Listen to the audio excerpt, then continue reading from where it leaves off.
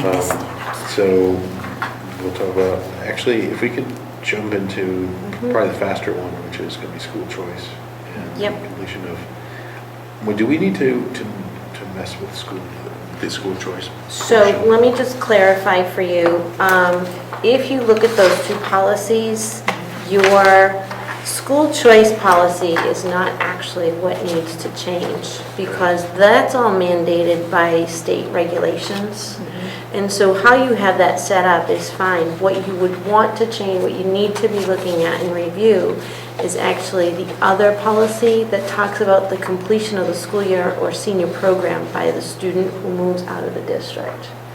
So what we did, and Cheryl was able to email it to you. She and I worked on the language as a recommendation. So you'll see in the red portion is what's changed, and just for the sake of the camera, I'm just going to announce what that is. Okay. And this was based on our discussion and my recommendation at the school committee meeting. Any student who completes his or her 10th year requirements at Tohoto Regional Middle School has been a student in Berlin Boylston Public Schools since elementary school and changes his or her place of residence from Berlin or Boylston to another city or town may be permitted to complete his or her junior and senior year in the school without tuition whenever it is deemed to be in the best interest of the student to do so. So that's basically, it's the same paragraph that we already had, which is the paragraph below, except adding 10th year, as well as the fact that, we don't want students that come in 9th grade and then say, well, we finished 9th and 10th grade, so we should be able to, or come in 10th grade. This really, the reason why we're doing this is for students that have actually been in our school system since elementary school, and it's not a hardship on them. And the reason why the recommendation also came down to the completion of the 10th grade. We wouldn't then look at it, well, completion of 9th grade, because where does it stop, right? And so what we talked about at the last school committee meeting is the fact that the 11th grade is a very crucial, one of the most crucial years in high school in preparation for college planning, transcripts. You have all of your preparation work, test grades, all of that. So to have a child who has been here since elementary school to all of a sudden uproot for whatever reason, because it's not the child's fault that the parents have to move away, right? So in the best interest of the student is to be able to stay for the 11th and 12th grade year. So. And with that new paragraph would actually replace what now appears on this paper to be the third paragraph. So it's not replacing, it's in addition to. Because what you have is the current third grade is that's the 11th year requirement. 11th year, it doesn't require them to have been here all the way through elementary school. Currently what you have is 11th grade, so they can just finish out their senior year. Because transitioning a senior year is a very difficult time for a child as well. So that's something that's already been in the policy. The only thing we're doing is adding that other paragraph to the current policy.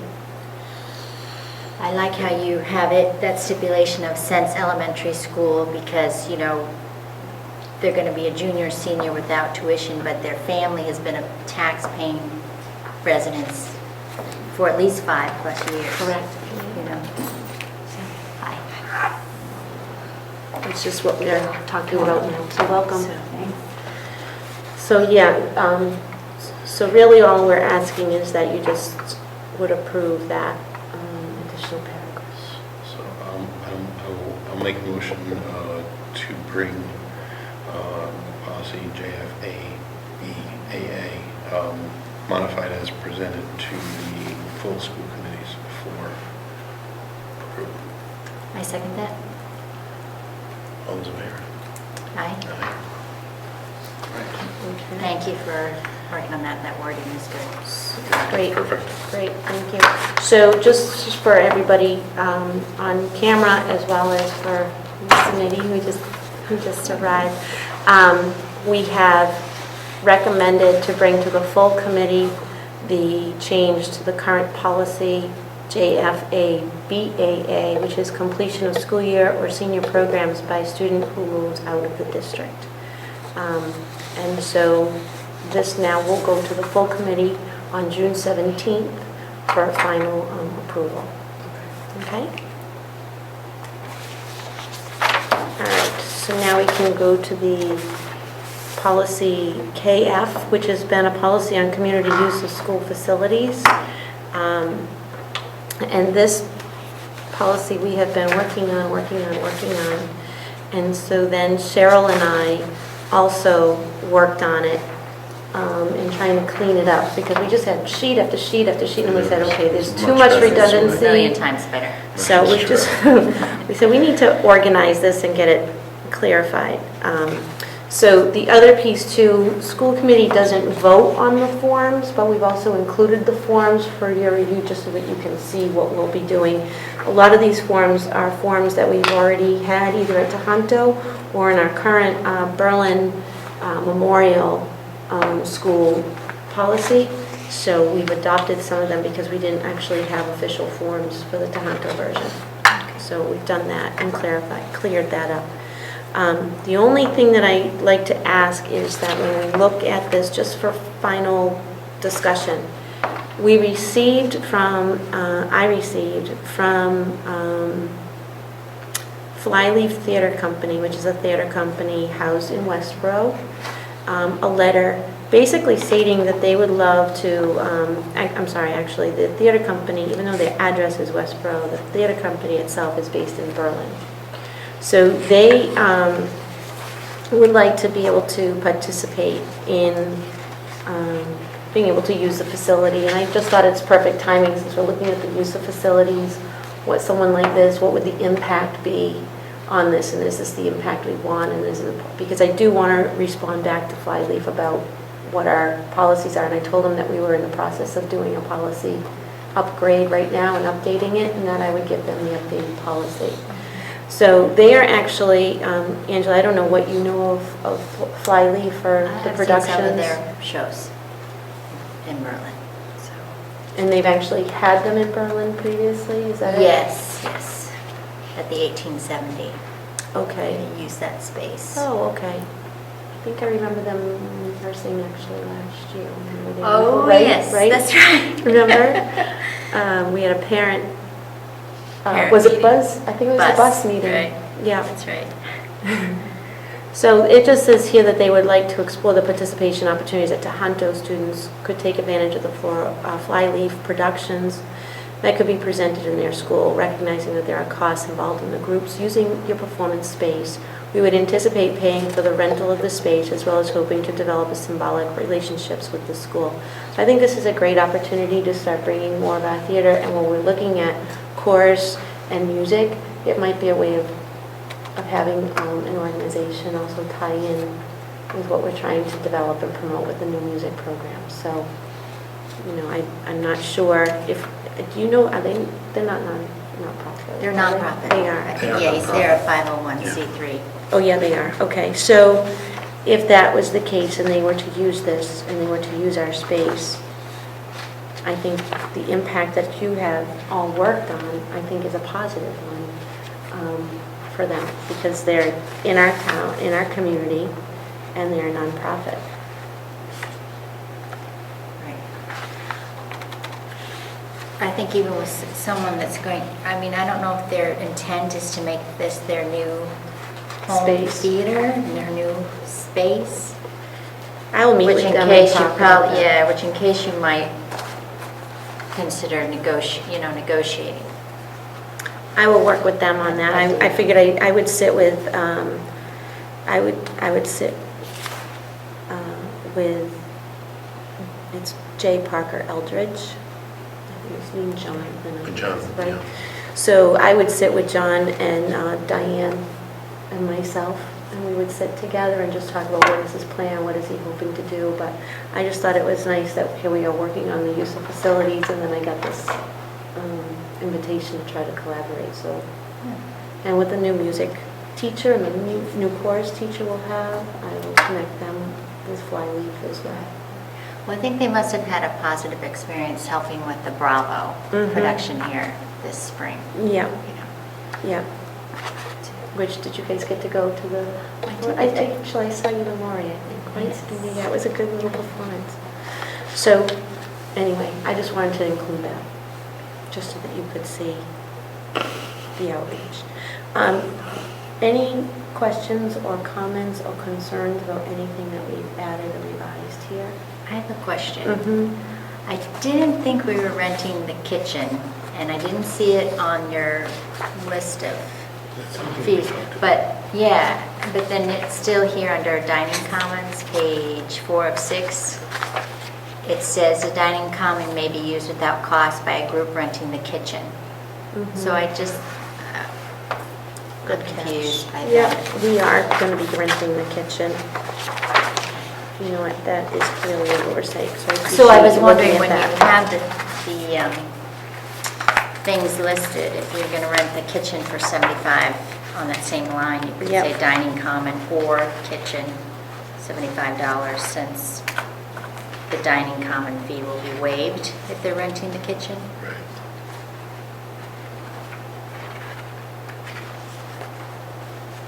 Yeah.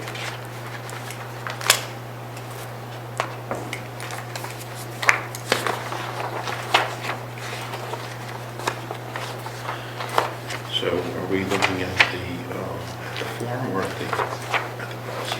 Yeah, we're going to look at the policy manual. The form is just an FYI, so I'm gonna fix that on I the actually had a couple form. comments. Okay, Actually, if we're on the form now, yeah, we finish with that.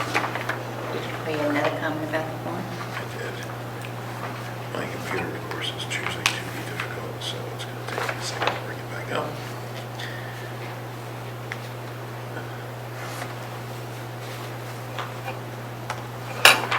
So, under payments, do we want to only give 24-hour notice? Because you're asking staff to come in outside of their normal working hours?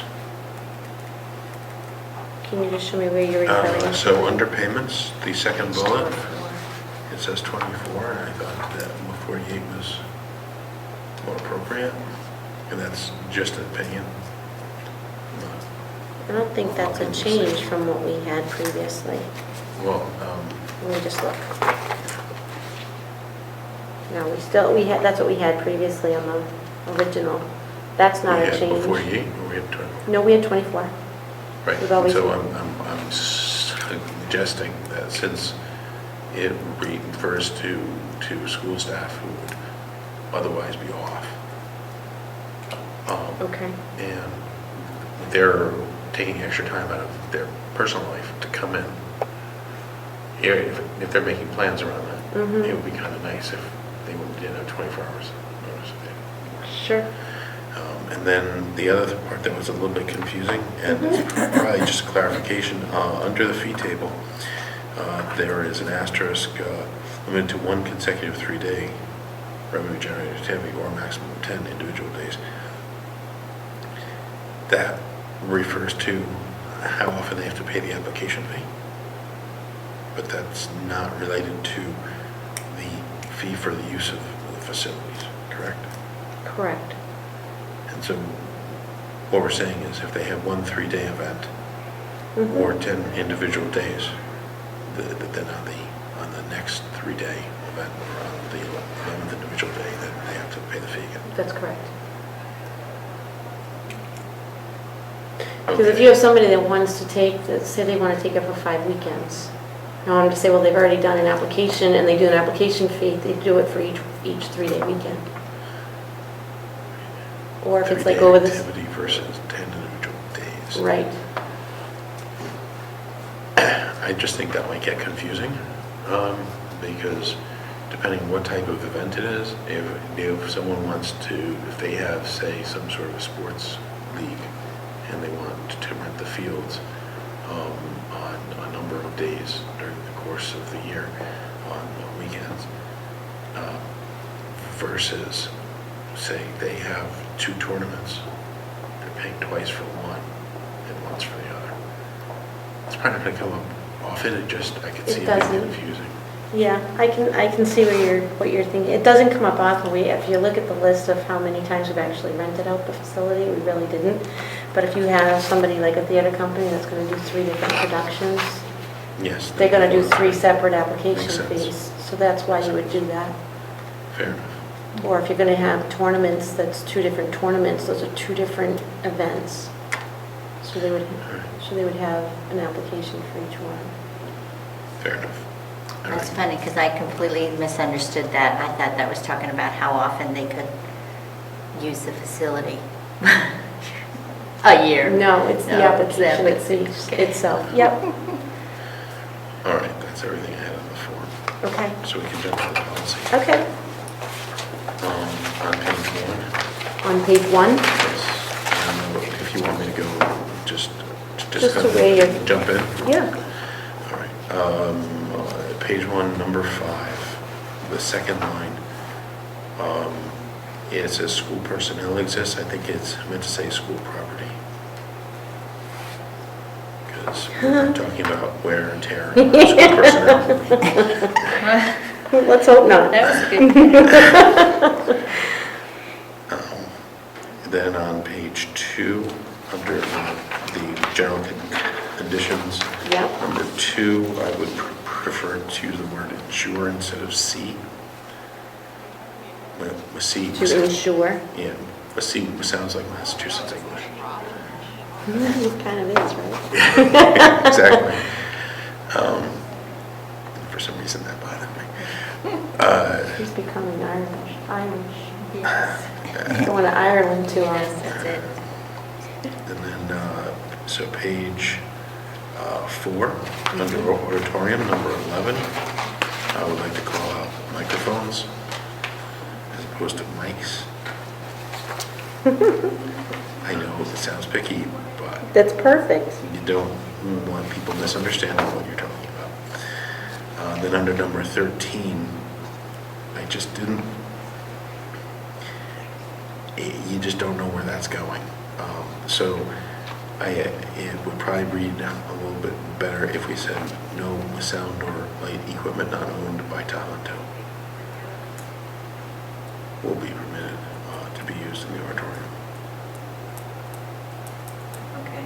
Because Makes more sense. we're trying to just call out that we need them to use our stuff. Because we don't want a bunch of random stuff get put into our auditorium and who knows what kinds We're of taken. issues. Yep. Under dining commons, number 12, we can use the word individuals instead of groups.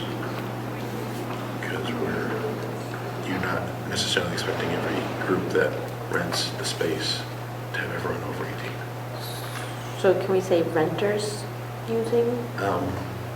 You're really trying to call out who's using the equipment. So it's more of an individual thing. Okay. And if you Could say, be persons Mhm. using. or that. Okay. I'll just leave it as individuals. It's fine. Or would you prefer persons? I don't know, who's the English major here? Not I me. don't know. No, I'm an engineer. Persons? I don't know. Okay. And then under, and if I'm not passing away any comments you have, just please let me know. No, I already stated mine, so good. Under number 20 on page 5, towards the top of the page, just above the multipurpose room, it says all dogs must be leashed. Mm-hmm. Owner responsible to clean up. And I want to add 2 things. One, owner responsible for cleaning up after their dogs. And then I just, because we talk about dogs, and again, that's usually what people tend to bring to, like a sports event or something, but what about other pets? Do we want to prohibit other pets? All animals must be leashed. All animals, okay. Yeah, that's good. And then, Clean up after their animals. yes, that works. You never know, we could have an iguana out there or something. It I've heard of happens. some very strange things, and we don't know what we're gonna get. Okay, the bottom of page 5, Mm-hmm. under audio visual charges, on that first sentence, I think we need to be a little bit clearer about what is more general use of audio equipment and what is full audio and visual. Well, we had general use, right? The general conditions. Yeah, so. So should we do that? We're calling out here a general use of audio equipment as opposed to full audio and visual. And so it's. Just get rid of general.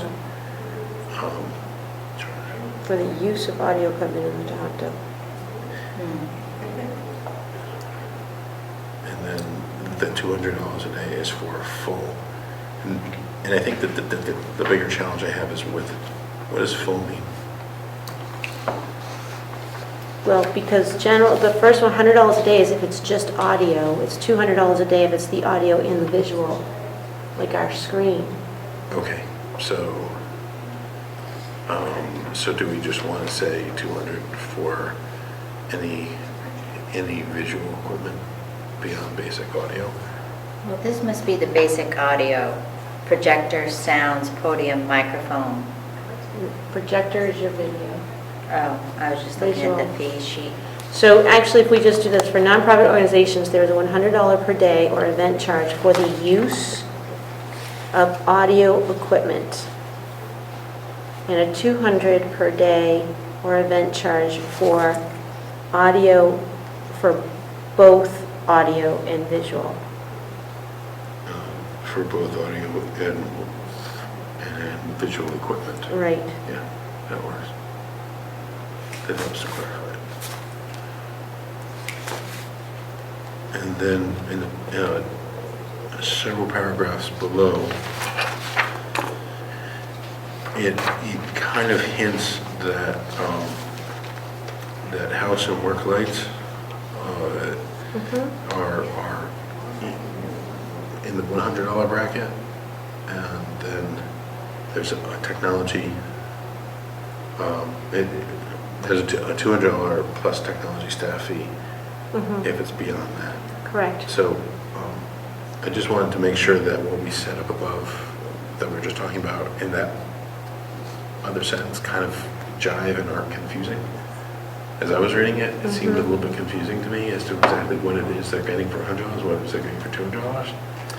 And I understand in practice, we're going to figure out something and everyone's going to walk away happy, but the policy really should be clarifying. So if the lessee requires lighting more than house and work lights, the lessee is responsible for the fee plus fee of $200 plus a technology staff fee. So if we consider the lighting to be part of the visual equipment, then I guess it does make sense. Well, the visual equipment is not the same as the house and work lights. Right. Visual equipment is your projector. Projector. It's for screen, right, it's for those types of, your house work lights are what's in the system. Right, right. And so then if they need like the spotlights on other things, I guess that would come under visual. And that's what kicks you up to that next $200 level. Correct. Okay.